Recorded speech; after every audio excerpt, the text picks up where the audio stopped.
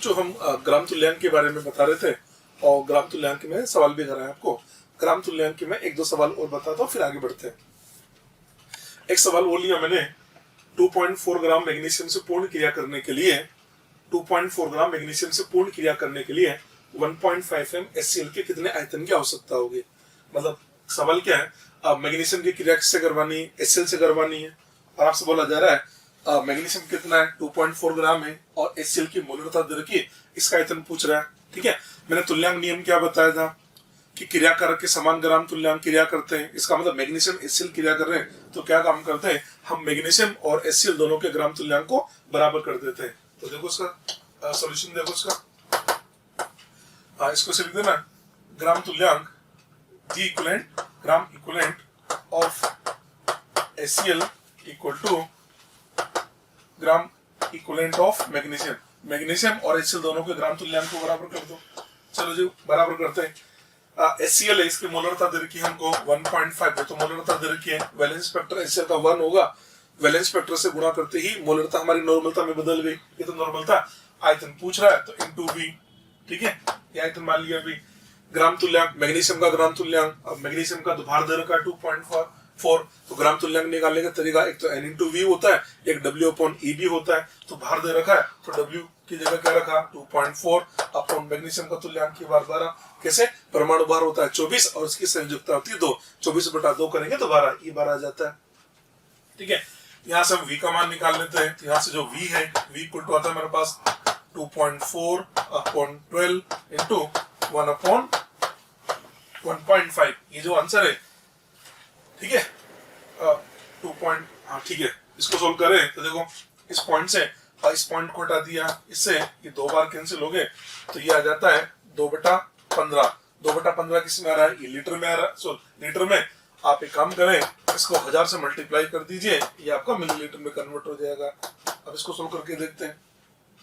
देखो आप 5 से कैंसिल करें, 5 से 15 और 5 इसको देखा जाए तो 200 बार चला जाएगा। इसको देखा जाए तो ये बन जाता है 400/3 मिलीलीटर, 400/3 मिलीलीटर। इस क्वेश्चन का आंसर आ जाता है। ठीक है, अगला सवाल लेते हैं आपके लिए। नेक्स्ट सवाल, 1 ग्राम मेटल नाइट्रेट 0.86 ग्राम मेटल सल्फेट देता है, धातु का तुल्यांक की बार ज्ञात करो। मतलब ये क्या कह रहा है कि मेटल नाइट्रेट है, मेटल नाइट्रेट से आपको क्या मिला, मेटल सल्फेट मिला। तो क्या कहेंगे, जितने ग्राम तुल्यांक मेटल नाइट्रेट के थे उतने ग्राम तुल्यांक हमको मेटल सल्फेट के मिलेंगे। तो क्या करें, इन दोनों के ग्राम तुल्यांक को बराबर कर देते हैं। तो लो जी फिर वापस वही ग्राम तुल्यांक लगा देते हैं। तो हम इसके लिए लिखे ग्राम इक्विवेलेंट ऑफ मेटल नाइट्रेट, ये लीजिए मेटल नाइट्रेट इक्वल टू कर देते हैं ग्राम equivalent of metal sulphate. Metal sulphate और मेटल नाइट्रेट दोनों के ग्राम तुल्यांक को बराबर कर दीजिए। ये दोनों को बराबर कर दिया। ठीक है, ग्राम तुल्यांक, अब ग्राम तुल्यांक क्या लिखेंगे, तो ग्राम में मात्रा दे रखी तो ग्राम में भार अपन तुल्यांक की बार कर देते हैं। ग्राम में भार 1 दे रखा है अपन तुल्यांक की बार। अब तुल्यांक की बार किसका लेना है, मेटल नाइट्रेट का लेना है। मेटल नाइट्रेट का तुल्यांक की बार ऐसे लिख दिया क्या, मेटल का तुल्यांक की बार प्लस नाइट्रेट का, मेटल का मैंने E मान लिया प्लस नाइट्रेट, नाइट्रेट का तुल्यांक की बार, नाइट्रेट होता है NO3 माइनस इसका तुल्यांक की बार इक्वल टू मेटल सल्फेट है, मेटल सल्फेट का ग्राम में भार कितना दे दिया 0.86 दे दिया, इसकी जगह 0.86 लिखा अपॉन इसका तुल्यांक की बार। अब मेटल सल्फेट का तुल्यांक की बार क्या लिखेंगे, मेटल का तुल्यांक की बार वो तो हमने E मान लिया प्लस तुल्यांक की बार किसका हो जाएगा, यह जाएगा सल्फेट के लिए SO4-2 सल्फेट के लिए। इसको सोल्व करें दिया जाता है 1/E प्लस। अब तुल्यांक की बार लेना है हमको नाइट्रेट के लिए, तो नाइट्रेट का तुल्यांक की बार, आयन का तुल्यांक की बार क्या होगा, आयन का सूत्रभार अपॉन आयन की वैलेंसी, वैलेंसी तो 1 है। अब सूत्रभार कितना होगा, एक नाइट्रोजन का परमाणु है, 3 ऑक्सीजन के परमाणु है 16, तो 16 को 3 से मल्टीप्लाई किया तो ये आ जाता है 48 और नाइट्रोजन ये हमने 14 ले लिया। इसको देखें तो ये आ जाएगा 1262, ये 62 बन जाएगा। ठीक है, इससे पता लग गया कि नाइट्रेट का तुल्यांक के बार 62 आ जाएगा। आगे बढ़ जाते हैं, equal to 0.86 upon E plus. Sulphate की बात करें, सल्फेट का तुल्यांक की बार निकालें। सल्फर का हुआ 32 और ऑक्सीजन 4 है ना, 64 और 32 ये लीजिए 64 और 32 ये बनेगा आपका 96 और इसकी वैलेंसी 2, इसको डिवाइड करें 2 से तो ये बनेगा आपका 48। ये लीजिए ये 48 आ जाएगा। ठीक है, यहां तक पहुंच गए अपन। ठीक है, अब इसको क्रॉस मल्टीप्लाई करके देख लेते हैं। देखो इसको क्रॉस मल्टीप्लाई किया तो ये बन जाएगा e plus 48 equal to 0.86 e plus 62 into 0.86। यहां तक पहुंच गए अपन। ठीक है जी, एक काम करते हैं, 0.86 को इधर ले लिया तो इधर e है और इधर 0.86 है तो ये बनेगा e माइनस 0.86 और एक तरह से एक वैसे 0.86 को माइनस करें तो ये बन जाता है आपके पास में 0.14 e इक्वल टू, ठीक है, equal to 62 multiplied by 0.86 minus 48। ये हम यहां तक पहुंच गए। ठीक है, अब हम एक काम करते हैं, 62 है, ये जो 62 है इस 62 को हमने मल्टीप्लाई किया, 62 मल्टीप्लाइड बाई 0.86 से मल्टीप्लाई कर दिया, ये हमको देता है 53.32 0.14 इक्वल टू 53.32 माइनस 48 आ जाता है। ठीक है, यहां से अगर e की बात करें तो e क्या बनेगा, इसमें से माइनस करें 48 और 53.3 ये आ जाता है 5.32 अपॉन 0.14। अब हम 5.32 है 5.32 इसको डिवाइड कर देते हैं 0.14 से, ये हमको आंसर देता है 38 आंसर दे देंगे। इसका जो तुल्यांक की बार है वो आ जाएगा 38। ये भी बहुत अच्छा क्वेश्चन है, 38 का तुल्यांक की बार आ जाता है। ठीक है, नेक्स्ट देखते हैं, एक क्वेश्चन और लिया हमने, 50 ग्राम कैल्शियम कार्बोनेट का विघटन करने के लिए 80% W/W H2SO4 की कितनी मात्रा की आवश्यकता होगी। आप क्या काम कर रहे हैं, आप कैल्शियम कार्बोनेट का विघटन किससे करवा रहे, H2SO4 से, तो क्या काम करें, दोनों के ग्राम तुल्यांक बराबर कर दें। तो इसको अपन ऐसे लिख सकते हैं ना, ग्राम इक्विवेलेंट ऑफ कैल्शियम कार्बोनेट का ग्राम तुल्यांक and gram equivalent of H2SO4, दोनों के ग्राम तुल्यांक हम बराबर कर देते हैं। चलिए जी, कैल्शियम कार्बोनेट का ग्राम तुल्यांक क्या होगा, ग्राम में मात्रा ये तो 50 दे रखी है अपॉन तुल्यांक की बार। अब कैल्शियम कार्बोनेट का तुल्यांक की बार क्या लिखेंगे, कैल्शियम कार्बोनेट है, जो कैल्शियम कार्बोनेट होता है, कैल्शियम कार्बोनेट का परमाणुभार अगर निकाले, कैल्शियम का होता है 40, कैल्शियम का होगा 40 और ऑक्सीजन 3 है ना 48 और कार्बन यानी 60 यानी 100, इसका अणुभार होता है 100।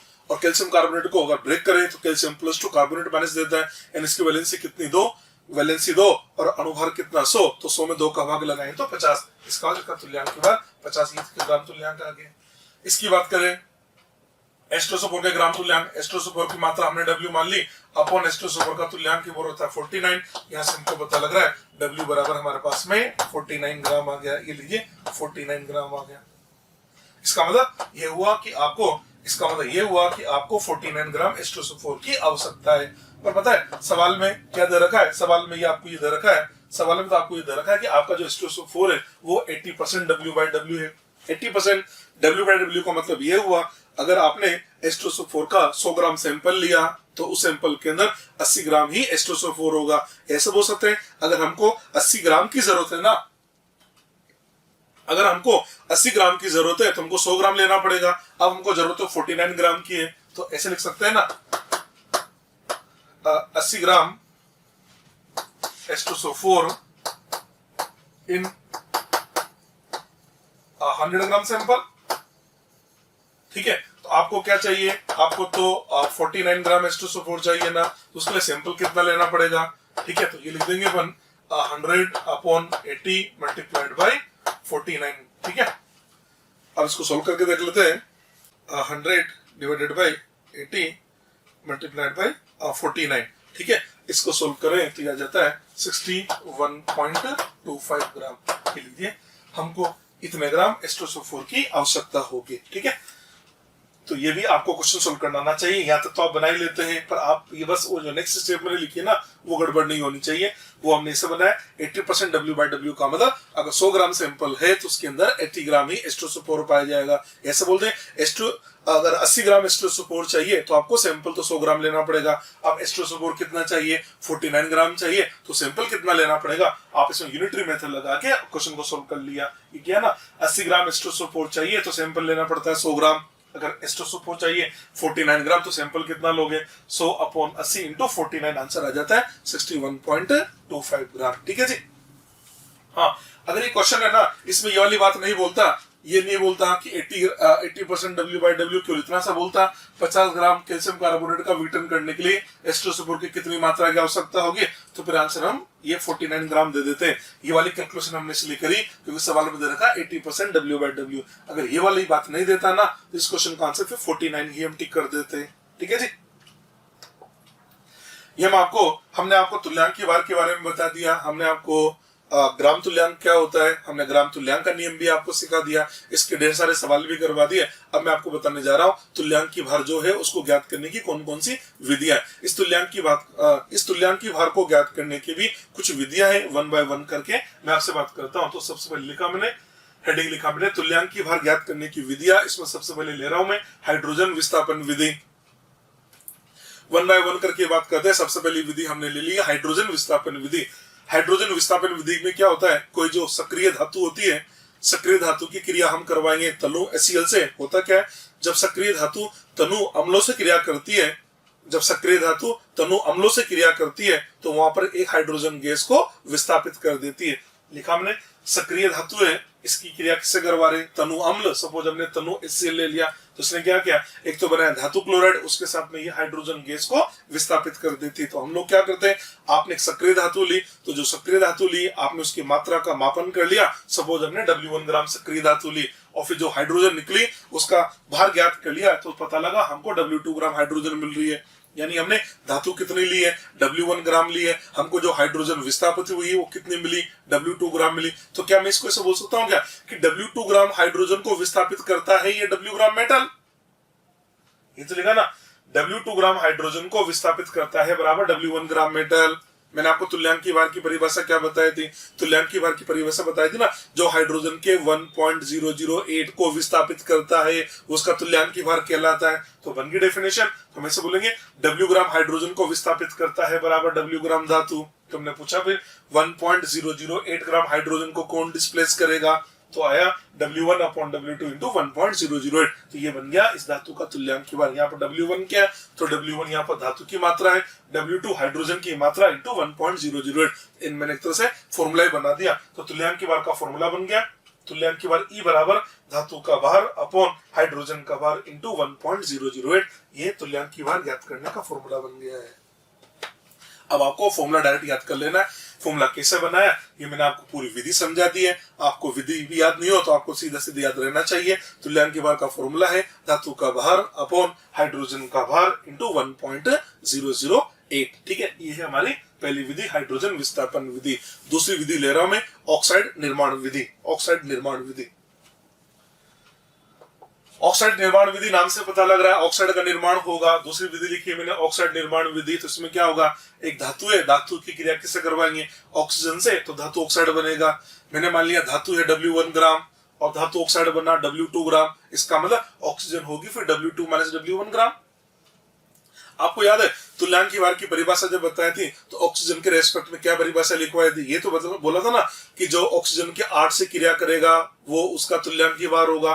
तो यहाँ से बोलते हैं, देखो यहाँ पर क्या हो रहा है कि जो ऑक्सीजन का W2 - W1 ग्राम है इससे कौन क्रिया कर रहा है, तो इससे हमारा W1 ग्राम धातु क्रिया कर रही है। तो हमने ऐसा बोल दिया चूंकि W2 - W1 ग्राम ऑक्सीजन से क्रिया करती है बराबर W1 ग्राम धातु, तो 8 ग्राम ऑक्सीजन से कौन क्रिया करेगा, तो W1 upon W2 - W1 into 8 होगा। W1 क्या धातु का भार है, W2 - W1 ऑक्सीजन का भार इंटू 8। तो सीधा फॉर्मूला याद कर लो आप। तो तुल्यांक की भार बराबर धातु का भार अपॉन ऑक्सीजन का भार इंटू 8। आपने देखा हाइड्रोजन विस्थापन विधि और ऑक्साइड निर्माण विधि दोनों के फॉर्मूले एक जैसे नजर आ रहे। वहां पर क्या था, धातु का भार अपॉन हाइड्रोजन का भार, यहाँ पर धातु का भार अपॉन ऑक्सीजन का भार।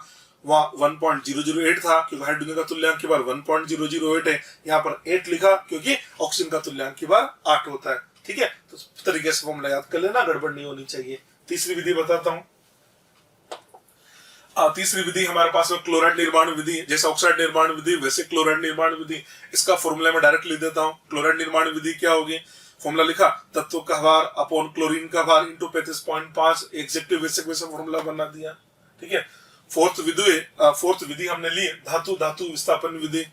आपने देखा होगा कि जैसे अधिक क्रियाशील धातु कम क्रियाशील धातु को उसके लवण में से विस्थापित कर देती है।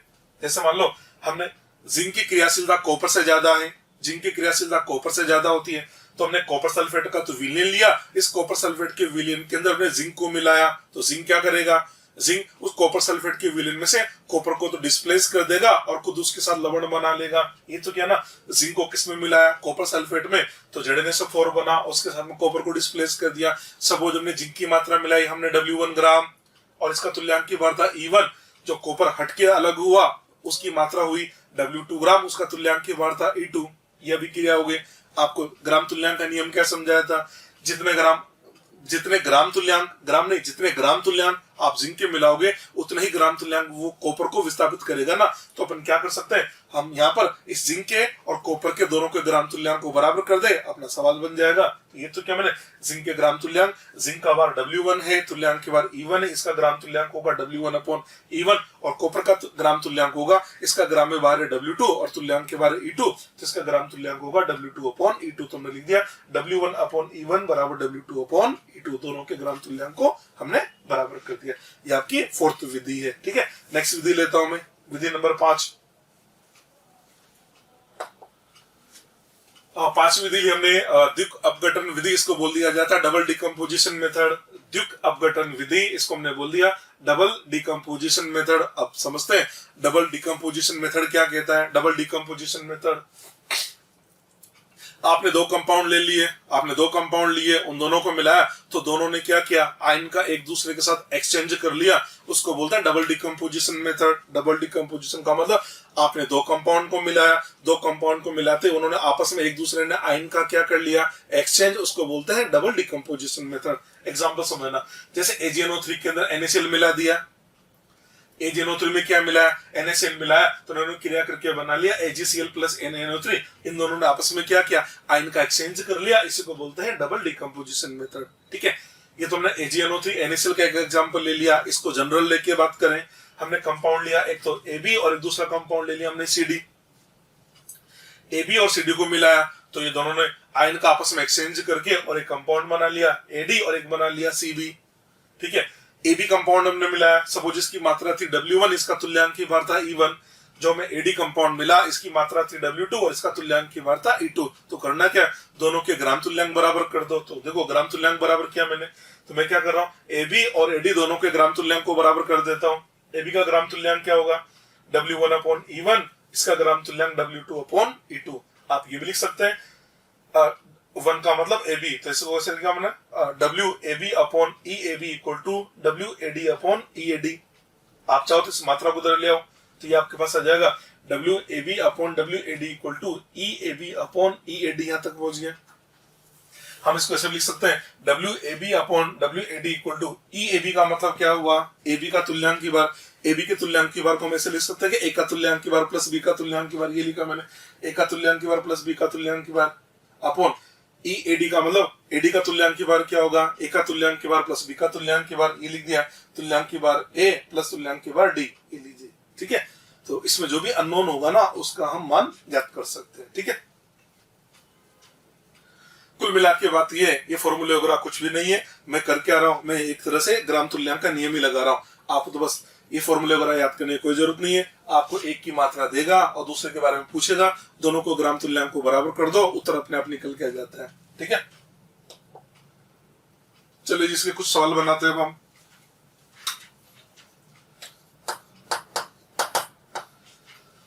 सवाल नंबर 1 हमने ले लिया, 12 ग्राम धातु STP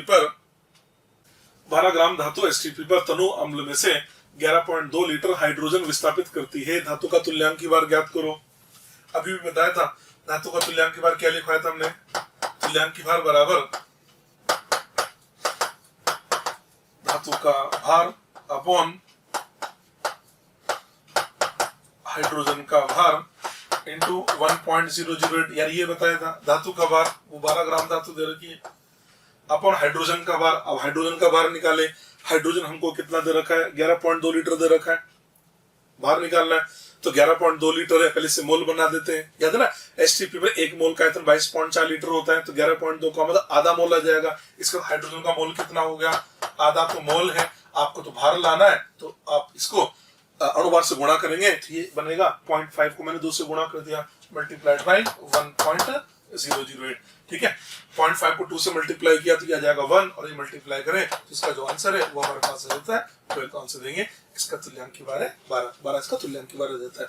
जब हम गणना करते हैं ना तो 1.008 को लगभग 1 मान के सवाल को सोल्व कर लेते हैं। ठीक है अगला सवाल, एक धातु ऑक्साइड में 40% ऑक्सीजन भारात्मक रूप से उपस्थित है, धातु का तुल्यांकी भार ज्ञात करो। आपसे बोला धातु ऑक्साइड है, धातु ऑक्साइड के अंदर धातु ऑक्साइड में ऑक्सीजन कितना है 40% भारात्मक रूप से। इसका मतलब ये हुआ अगर धातु ऑक्साइड मेरा 100 ग्राम है तो 100 ग्राम के अंदर 40 ग्राम तो ऑक्सीजन है, इसका मतलब धातु हमारी 60 ग्राम है। तो इसको देख के लिख सकते हैं क्या, धातु का भार ये आ गया 60 ग्राम, ऑक्सीजन का भार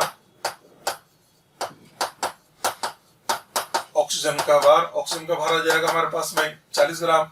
हमसे तुल्यांकी भार पूछ रहा है, फॉर्मूला क्या होता है धातु का भार 60 अपॉन ऑक्सीजन का भार 40 इंटू 8 ये तक करेंगे आप। ठीक है सोल्व करके देखें तो ये बन जाता है 8 से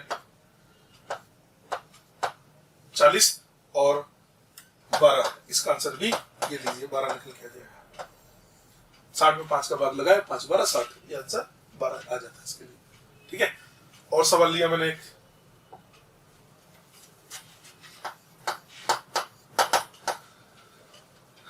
अगला सवाल है 8 ग्राम धातु ऑक्सीजन से क्रिया कर 36 ग्राम धातु ऑक्साइड देता है। धातु कितनी 8 ग्राम है, धातु ऑक्साइड कितना है 36 ग्राम है तो डायरेक्ट फॉर्मूला लगा देता हूं। धातु का भार ये 8 ग्राम, धातु 8 ग्राम है अपन क्या लिखेंगे ऑक्सीजन का भार, धातु ऑक्साइड कितना मिला 36 ग्राम, धातु कितनी है 8 ग्राम तो 36 में 8 को माइनस करें तो ऑक्सीजन का भार आ जाएगा। 36 में से 8 को माइनस किया जाएगा 28 मल्टीप्लाइड बाई 8, इसका तुल्यांकी भार निकल के आ जाएगा। ठीक है अब सोल्व करके देख लेते हैं। ये बन जाता है 64 अपॉन 28। ठीक है या इसको लिखा जा सकता है 32 बाई 14, या लिख सकते हैं 16 बाई 7, 16/7, इसका तुल्यांकी भार निकल के आ जाएगा। ठीक है सिंपल सा, ज्यादा कुछ नहीं इसके अंदर। तो अगला लेते हैं, अगला क्वेश्चन, एक धातु को जलाने पर उसका भार 24% से बढ़ जाता है, धातु का तुल्यांकी भार ज्ञात करो। अब देखो धातु को आपने जलाया, धातु को जलाएंगे इसका मतलब ये हुआ धातु ऑक्सीजन से क्रिया करेगी, धातु ऑक्सीजन से क्रिया करेगी तो ऑक्सीजन से क्रिया करेगी भार बढ़ेगा। अब कितना भार बढ़ेगा तो जितना ऑक्सीजन उसके अंदर जुड़ेगा उतना उसका भार बढ़ जाएगा। आपसे बोला एक धातु को जलाने में उसका भार 24% से बढ़ जाता है। मैं इसको इसे सोल्व करता हूं, माना धातु का भार मैंने मान लिया धातु का भार मेरा 100 ग्राम है। अब इसने क्या बोला 24% से बढ़ गया, यानी इसका मतलब ये हुआ एक तरह से जो धातु ऑक्साइड बनेगा वो तो 124 ग्राम बनेगा। तो हम ऐसे लिख सकते हैं फिर धातु ऑक्साइड का भार, धातु ऑक्साइड का जो भार है वो बन जाएगा 124 ग्राम। देखो धातु का भार कितना है 100 आया, धातु ऑक्साइड का भार कितना आ गया 124 ग्राम आया, तो ऑक्सीजन का भार क्या आएगा तो फिर हम लिख देंगे ना ऑक्सीजन का भार, ऑक्सीजन का भार तो आपके पास में 24 ग्राम ही आया ना, 24 ग्राम ऑक्सीजन आ गया। ठीक है तुल्यांकी भार निकालना है, तुल्यांकी भार क्या हो गया, तुल्यांकी भार धातु का भार हमारे पास है 100 अपन ऑक्सीजन का भार, ऑक्सीजन का भार दे रखा हमको 24 मल्टीप्लाइड बाई 8। ठीक है इसको सोल्व कर दिया जाता है 8 3 आंसर देंगे 33.33, ये इसका तुल्यांकी भार निकल के आ जाएगा 33.33 इसका तुल्यांकी भार आ जाता है। ठीक है ये हमने आपको जो तुल्यांकी भार ज्ञात करने की विधियां बताई थी उन विधियों पर आधारित हमने आपको सवाल सिखा दी है। ठीक है आगे बढ़ते हैं। देखो जैसे तुल्यांक की भार ज्ञात करने की विधियां होती है ना, उसी प्रकार से परमाणु भार ज्ञात करने की भी विधियां होती है। ये जो हमने विधियां बताई थी ये थी हमारी तुल्यांक की भार ज्ञात करने की विधियां। अब मैं आपको बताने जा रहा हूं परमाणु भार ज्ञात करने की विधियां। इसकी भी 5 विधियां हैं, 1 बाय 1 करके बताता हूं। विधि नंबर 1, सबसे पहली विधि क्या बता रहा हूं मैं आपको, परमाणु भार ज्ञात करने की विधि है। पहली विधि क्या है, परमाणु भार बराबर तुल्यांक की भार इंटू संयोजकता। जिस भी तत्व का परमाणु भार निकालना है उस तत्व का आप तुल्यांक के भार निकाल लो और उसको उसकी संयोजकता से गुणा कर दो, तो इससे उसका परमाणु भार आ जाता है। और इस विधि से जो परमाणु भार आता है वो उस तत्व का वास्तविक मान आता है। ये लिख दिया मैंने, परमाणु भार बराबर तुल्यांक के भार इंटू संयोजकता। संयोजकता का मतलब वैलेंसी। तुल्यांक के भार को हमने E मान लिया, संयोजकता को हमने X मान लिया, परमाणु भार को हमने A मान लिया, और ये बोले इससे जो परमाणु भार निकल के आता है उसका एग्जैक्ट वैल्यू आता है, मतलब वास्तविक मान निकल के आता है। ये विधि नंबर 1 आ गई, ये तो आप सब लोग जानते ही हैं। दूसरी विधि जो है वो डुलोंग और पेटिट का फॉर्मूला है, लिखा हमने डुलोंग एंड पेटिट नियम द्वारा। डुलोंग और पेटिट का एक नियम है, उसने परमाणु भार ज्ञात करने की एक विधि बताई। और वो नियम क्या था, उसने बोला डुलोंग और पेटिट क्या बोलते हैं, डुलोंग और पेटिट ये बोलते हैं कि आपके पास में ठोस धातु है। पहली बात तो ये जो डुलोंग और पेटिट का जो नियम है, इससे हम जो परमाणु भार ज्ञात करते हैं वो केवल और केवल ठोस एलिमेंट के लिए ज्ञात किए जाते हैं। तो ये बात ध्यान रखना, ये होता है ठोस तत्वों के लिए। लिक्विड और गैस के लिए हम डुलोंग और पेटिट की बात नहीं करेंगे। पहली बात तो ये ठोस तत्वों के लिए होता है। डुलोंग और पेटिट ने क्या बोला, इन्होंने जब एक जनरल सर्वे किया तो इनको क्या पता लगा कि जो तत्व होता है ना, उस तत्व का जो परमाणु भार है, अगर उस तत्व के परमाणु भार को उसी तत्व की विशिष्ट ऊष्मा से गुणा कर दें, और विशिष्ट ऊष्मा ले हम कैलोरी प्रति ग्राम में, किसी तत्व का जो परमाणु भार है अगर उसके परमाणु भार को उस तत्व की विशिष्ट ऊष्मा से गुणा करें और विशिष्ट ऊष्मा कैलोरी प्रति ग्राम में लें, तो दोनों का जो गुणनफल है वो हमको लगभग 6.4 प्राप्त होता है। इन दोनों का जो गुणनफल है वो लगभग कितना मिलेगा, 6.4। यहां से अगर हम ये देखें तो परमाणु भार किसके बराबर आ जाएगा, परमाणु भार बराबर 6.4 अपॉन विशिष्ट ऊष्मा। ठीक है, हाँ। अब इस फॉर्मूला को जब भी इस्तेमाल करें इस बात का ध्यान रखना, इसमें जो विशिष्ट ऊष्मा है वो कैलोरी प्रति ग्राम में लेना है। हमने क्या बोला कि परमाणु भार और विशिष्ट ऊष्मा का जो गुणनफल है वो लगभग 6.4 होगा। इसका मतलब ये हुआ इस नियम से हमको जो परमाणु भार प्राप्त होते हैं वो हमको वास्तविक मान नहीं देंगे, वो परमाणु भार के हमको अप्रोक्स मान देंगे। बोला ना, इन दोनों का गुणनफल लगभग 6.4 होता है। जब गुणनफल लगभग 6.4 है, मतलब इससे जो परमाणु भार हमको मिलेगा वो भी हमको लगभग मान ही मिलता है। और ये जो नियम है ये 4 तत्वों के लिए एप्लीकेबल नहीं है, अपवाद है। बेरिलियम, बोरोन, कार्बन, सिलिकॉन, ध्यान रखना, इन चारों के लिए विशिष्ट ऊष्मा और परमाणु भार का जो गुणनफल है वो 6.4 नहीं आता है। इन 4 के अलावा बाकी सब ठोस एलिमेंट के लिए ये डुलोंग और पेटिट का फॉर्मूला एप्लीकेबल होता है। ठीक है, तो आपको बस फॉर्मूला याद कर लेना डायरेक्ट, और इतना भी ध्यान रखें, इससे जो परमाणु भार हमको मिलता है वो परमाणु भार का अप्रोक्स मान मिलता है, एग्जैक्ट मान नहीं मिलता। एग्जैक्ट अगर मान निकालना है, एग्जैक्ट मान निकालने के लिए आपको तुल्यांक की भार को संयोजकता से गुणा करना पड़ेगा, जो कि हमने नंबर 1 में बता चुके हैं आपको। ठीक है जी, चलिए दूसरा मेथड हो गया। तीसरा मेथड, तीसरा लिखा मैंने by law of isomorphism. Isomorphism का मतलब समाकृतिकता, समाकृतिकता के नियम के द्वारा। समाकृतिकता को समझने से पहले हमको ये पता होना चाहिए कि आइसोमॉर्फस कंपाउंड किसे बोलते हैं, आइसोमॉर्फस या समाकृतिक यौगिक किसे बोला जाता है। ऐसे यौगिक जिनके अणुसूत्र सिमिलर हो और उनके क्रिस्टल संरचना एक जैसी हो उनको बोल दिया जाता है समाकृतिक यौगिक, आइसोमॉर्फस कंपाउंड।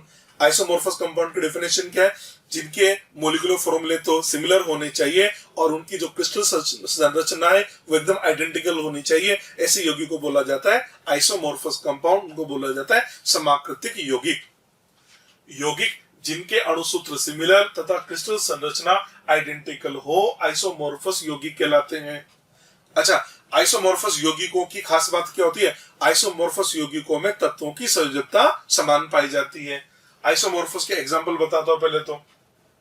एग्जांपल, ZnSO4.7s2 दूसरा कंपाउंड लिया, MgSO4.7s2 तीसरा ले लिया, FeSO4.7s2। आप इन तीनों कंपाउंड को देखो, तीनों कंपाउंड का अणुसूत्र सिमिलर नजर आ रहा है और इनकी जो क्रिस्टल संरचना है वो आइडेंटिकल है, इसलिए बोलेंगे ये तीनों यौगिक एक दूसरे के साथ में आइसोमॉर्फस बताते हैं। अब आप देखो, इस ZnSO4 के अंदर जो संयोजकता जिंक की है वही संयोजकता MgSO4 में मैग्नीशियम की होगी और वही संयोजकता इस ACO4 के अंदर इस आयरन की होगी। तो ये तुमने बोला जो समाकृतिक यौगिक होते हैं, समाकृतिक यौगिकों के अंदर तत्वों की संयोजकता समान पाई जाती है। ठीक है जी। फोर्थ विधि हमने ले ली है क्लोराइड के वाष्प घनत्व द्वारा। क्लोराइड का जो वाष्प घनत्व होता है, क्लोराइड के वाष्प घनत्व के द्वारा भी हम परमाणु भार ज्ञात कर लेते हैं। कैसे ज्ञात करते हैं? तो उसके लिए लिखा हमने रिक्वायर्ड डाटा, हमको क्या क्या चीजें चाहिए। इसके लिए हमको दो चीजों की जरूरत होती है। नंबर एक, तो जो क्लोराइड है उसका वाष्प घनत्व, पहला तो हमको चाहिए तत्व के क्लोराइड का वाष्प घनत्व। भाई विधि का नाम ही क्या है? विधि का नाम यही है ना, क्लोराइड के वाष्प घनत्व द्वारा। तो वाष्प घनत्व तो चाहिए ही चाहिए। एक तो हमको वाष्प घनत्व की जरूरत पड़ती है और दूसरे हमको जरूरत पड़ती है उस तत्व के तुल्यांकीय भार की। तो ये दो चीजें आपको देंगे, ये दोनों चीजें देंगे, इन दोनों की मदद से आप उस तत्व का तुल्यांकीय भार, उस तत्व का परमाणु भार ज्ञात करोगे। तो क्या क्या चीजों की जरूरत है? एक तो आपको तत्व का तुल्यांकीय भार, एक उस तत्व का जो क्लोराइड है उसका वाष्प घनत्व। चले जी, अब कैसे ज्ञात करेंगे तो समझ लो। मैंने मान लिया कि मेरा जो तत्व है, तत्व मेरा M है, उस तत्व की संयोजकता है X। मैंने क्या मान लिया? तत्व मेरा M है, उस तत्व की संयोजकता है X और जो तत्व है उसका परमाणु भार है A। क्या मान लिया? मेरे पास एक तत्व है M, उस तत्व की संयोजकता मेरे पास X है और उसका परमाणु भार है A। तो बताओ उस क्लोराइड का सूत्र क्या बनेगा? तो क्लोराइड का सूत्र बनेगा ना यार MClX। ठीक है। अगर क्लोराइड का अणुभार निकालना चाहे तो अणुभार क्या होगा? अणुभार ये लिखोगे ना, अणुभार कैसे निकालते हैं? उनके परमाणु भार का योग करना है तो उसका कितना होगा? A और 35.5 को किससे गुणा किया? X से। ये लिख दिया ना, A प्लस 35.5 इंटू X। और अणुभार तो ये भी तो होता है ना 2 इंटू वाष्प घनत्व। तो हम इसको ऐसे लिख सकते हैं ना, 2 इंटू वाष्प घनत्व बराबर A plus 35.5 into X। A क्या है? परमाणु भार। इस परमाणु भार की जगह वो भी लिख सकता हूँ मैं, तुल्यांकीय भार इंटू संयोजकता। A की जगह मैंने क्या लिखा? E इंटू X प्लस ये ऐसा कैसे लिख दिया 35.5 इंटू X आ गया। यहाँ से मैंने X का मान निकाल लिया, X बराबर आ रहा है 2 इंटू वाष्प घनत्व अपॉन E प्लस 35.5 आ गया। ठीक है। यहाँ से हम क्या करेंगे? संयोजकता निकाल लेंगे। संयोजकता देखो, वाष्प घनत्व सवाल में दे रखा होगा, तुल्यांकीय भार दे रखा होगा। आपने बोला दो डाटा चाहिए, एक तो आपको ये दे रखा होगा, ये दे रखा होगा। इसका मतलब यहाँ से आप क्या निकालेंगे? संयोजकता, और संयोजकता को किससे गुणा करेंगे? तुल्यांकीय भार से। तो आ जाएगा ना परमाणु भार। ये आ गया ना, परमाणु भार बराबर तुल्यांकीय भार इंटू संयोजकता ठीक, इंटू संयोजकता। ये हमारे पास ये विधि थी। एक और विधि हमारे पास है, पांचवी विधि हमारे पास है विशिष्ट उष्मा विधि। ये जो CPCV होती है ना, ये बेसिकली विशिष्ट उष्मा होती है। ये फिजिक्स के अंदर एक चैप्टर है, kinetic theory of gases KTG। तो वहां उस चैप्टर को स्टडी करने के बाद ये क्लियर हो जाता है। तो बस अभी इतना समझ लीजिए। तो CPCV एक तरह से ये विशिष्ट उष्मा होती है और CP/CV इनका जो अनुपात है उसको बोलते हैं गामा। तो देखो, अगर इसमें CP/CV का मतलब गामा का मान क्या होता है? जो गामा है ना, गामा का जो मान है उस मान को देख के हमें को पता लग जाता है ये जो गैस है ये मोनोटोमिक है, डाइएटोमिक है, ट्राइएटोमिक है। मतलब इसको देख के हम इसकी परमाणुता का पता लगा लेते हैं। ये डाटा याद रख लेना। अगर गामा का मान 1.66 दे रखा है तो ये मोनोटोमिक गैस होती है, मतलब इसकी परमाणुता 1 होगी। परमाणुता 1 का मतलब जैसे ये जो गैसेज होती है ना, जैसे हीलियम को लिखा मैंने, हीलियम अभी एकल के रूप में पाई जाती है तो बोलेंगे हीलियम की परमाणुता 1 होती है। जैसे हाइड्रोजन की बात करें, हाइड्रोजन, नाइट्रोजन, ऑक्सीजन, इनकी ये इसके डायटोमिक रूप में पाई जाती है, इसलिए बोलते हैं कि परमाणुता 2 होती है। जैसे ओजोन की बात करें तो ओजोन मिलता है O3, इसका मतलब इसकी परमाणुता 3 होती है, मतलब होता है परमाणुता का। ठीक है। तो हम क्या करते हैं, जो गामा का मान होता है, गामा का मान के देख के ये पता लगा इसकी एटोमिसिटी, इसके परमाणुता मान कितना है। तो ये डाटा याद कर लेना। अगर गामा का मान 1.66 दे रखा है तो इसकी परमाणुता 1 होती है। अगर गामा का मान 1.4 दे रखा है इसकी परमाणुता 2 होगी। अगर गामा का मान 1.33 दे रखा है इसकी परमाणुता का मान 3 होगा। ये परमाणुता निकाल ली, हमको परमाणु भार लाना है। तो क्या करते हैं, ये उसका अणुभार देंगे तो जो भी उसका अणुभार दे रखा है उसके अणुभार को हम डिवाइड करेंगे उसकी परमाणुता से। अणुभार को परमाणुता से डिवाइड करते हैं तो हमारे पास आ जाएगा परमाणु भार। इस प्रकार से हम उनके परमाणु भार भी ज्ञात कर लेते हैं। ठीक है जी। अब इस पर सवाल किस प्रकार के बनते हैं, अब मैं इसके बारे में आपको इसका सवाल भी बताता हूँ। ठीक है बच्चों, मैं आपको परमाणु भार ज्ञात करने की विधियां बता चुका था। ठीक है। अब परमाणु भार ज्ञात करने की मैंने आपको विधियां बता दी। अब इसमें सवाल कैसे बनते हैं, तो परमाणु भार ज्ञात करने की जो विधि थे उस पर आधारित मैं आपको सवाल कराता हूँ। पहला सवाल लिया मैंने, एक धातु की विशिष्ट उष्मा का मान 1 जूल प्रति ग्राम है तथा तुल्यांकीय भार 9 है, धातु का वास्तविक परमाणु भार ज्ञात करो। आपको याद होगा आपने एक मेथड बताया था परमाणु भार ज्ञात करने के लिए, डुलोंग और पेटिट का फॉर्मूला। तो डुलोंग और पेटिट का फॉर्मूला क्या बोलता है? डुलोंग और पेटिट का फॉर्मूला ये बोलता है कि कोई भी परमाणु है, कोई भी एलिमेंट है, उस एलिमेंट का जो अप्रोक्स एटॉमिक वेट है, लगभग परमाणु भार, ये लिखवा मैंने आपको ये समझाया था कि उस परमाणु का जो परमाणु भार है, वो जो एलिमेंट है, उस एलिमेंट का जो परमाणु भार है, उस परमाणु भार को अगर हम उस एलिमेंट की विशिष्ट उष्मा से गुणा कर दें, और उसकी विशिष्ट उष्मा जो है वो मेरे को लेनी थी कैलोरी प्रति ग्राम में। मैंने आपसे बोला था इसका जो मल्टीपल है वो लगभग 6.4 आता है। ये तो मैंने आपको डुलोंग और पेटिट का फॉर्मूला बताया था। और आपको याद होगा इससे जो परमाणु भार आता है वो अप्रोक्स मान आता है, मतलब लगभग परमाणु भार आता है। तो मैंने क्या किया, यहाँ से मैंने इसका लगभग परमाणु भार निकाल लिया। ये लीजिए परमाणु भार, और ये जो परमाणु भार है ये अप्रोक्स है, वास्तविक नहीं है। सवाल में हमसे पूछा वास्तविक परमाणु भार, समझना इससे जो हम अभी जो कैलकुलेट कर रहे हैं ना, वो क्या निकाल रहे, ये इससे अप्रोक्स वैल्यू निकाल रहे, वास्तविक नहीं निकाल रहे। तो अप्रोक्स परमाणु भार किसके बराबर होगा? तो ये लिख सकते हैं अपन 6.4। 6.4 को किससे डिवाइड करें? विशिष्ट उष्मा से, और वो किस में लेनी है? कैलोरी प्रति ग्राम में। हमको क्या दे रखी है? 1 जूल प्रति ग्राम। इसका मतलब ये तो जूल में दे रखा है, और जूल को किस में चेंज करना होगा? कैलोरी में। शायद आप जानते होंगे 1 जो कैलोरी होता है, 1 कैलोरी इक्वल टू होता है 4.184 जूल, ये होता है। ठीक है, अगर आपको जूल को कैलोरी में चेंज करना है, आप ऐसे लिख सकते हैं 1 जूल इक्वल टू 1/4.184 कैलोरी। ये लीजिए, इसका मतलब ये हुआ अगर हमको इसको जूल को कैलोरी में बदलना है, तो इसमें 4.184 का भाग लगा दे, तो जूल कितना? 1 है। देखो ये जूल है ना, अब जूल को किसमें बदलना? कैलोरी का, तो इसमें 4.184 का भाग लगा, तो इसका मतलब ये ऊपर चला जाएगा, ये 4.184 आ जाएगा। आप इसको मल्टीप्लाई करके देखें, ये हमारे पास आ जाएगा 26.88। ये हम यहाँ तक पहुंच गए 26.88। तो 26.88 क्या है मेरे पास में? 26.88 मेरे पास में आ गया इसका लगभग परमाणु भार। अब मैं क्या करता हूँ, कि जो लगभग परमाणु भार आ रहा है ना, इस लगभग परमाणु भार से मैं इसकी संयोजकता निकालता हूँ। संयोजकता जिसको ना वैलेंसी निकाल रहा हूँ। तो वैलेंसी कैसे होगा? वैलेंसी निकालने का तरीका, इसका जो भी परमाणु भार है, ये जो परमाणु भार है, परमाणु भार तो आप अप्रोक्स ले लो, लगभग परमाणु भार, इस परमाणु भार के अंदर आप भाग लगाएंगे, फिर तुल्यांक की भार का भाग लगा दिया। ठीक है, देखिए ये है 26.88, हम इसमें तुल्यांक की बार इसका 9 का भाग लगा देते हैं। ठीक है, 26.88 है ना, अभी जो 26.88 है, 26.88 है, हमने इसके अंदर 9 का भाग लगा दिया, तो मेरे पास आता है 2.99। ये आ जाता भैया 2.9 है। आप समझते होंगे कि जो वैलेंसी है, वैलेंसी तो हमेशा पूर्णांक होती है, इसका मतलब इसकी वैलेंसी आ जाएगी 3। 2.99 का होल नंबर लेंगे तो 3, इसका मतलब इसकी वैलेंसी कितनी आ गई? 3 आ गई। अब देखो मैंने आपसे बोला था जब भी आप वास्तविक परमाणु भार निकालो, वास्तविक परमाणु भार कैसे निकालते थे? तुल्यांक की बार इंटू वैलेंसी। अब आपको परमाणु भार लाना है, ये लीजिए परमाणु भार, और वो भी कौन सा लाना है? वास्तविक, एग्जैक्ट लाना है ना। आप इसकी एग्जैक्ट वैल्यू निकालना चाह रहे हैं, तो ये क्या बताया था मैंने? तुल्यांक की बार वो कितना दे रखा? 9। वैलेंसी कितनी है? 3। आंसर देंगे इसके लिए 27। ये लीजिए आंसर आ जाएगा 27। ये क्वेश्चन बहुत आसान है, पर ये जब क्वेश्चन एग्जाम में आता है ना, तो पहला ऑप्शन इसमें 26.88 लिखा आएगा, और आप क्या करेंगे? ये फॉर्मूला लगाएंगे, लगाते 26.88 आता है, आप उसको टिक कर देंगे। जबकि जो 26.88 है वो वास्तविक नहीं, ये तो अप्रोक्स है। सवाल में बोला गया वास्तविक परमाणु भार क्या होगा? वास्तविक। हाँ, अगर ये बोलता ना इसका अप्रोक्स परमाणु भार क्या होगा, तो उत्तर पे 27 नहीं देंगे, अप्रोक्स बोलेगा तो आंसर दे देंगे 26.88। इसका आंसर देना होता है। बहुत अच्छा क्वेश्चन है। ठीक है जी, आगे समझो। अगला क्वेश्चन लेते हैं आपके लिए। नेक्स्ट, एक धातु क्लोराइड का तुल्यांक की बार 85 है। धातु क्लोराइड का तुल्यांक की बार दे रखा है 85।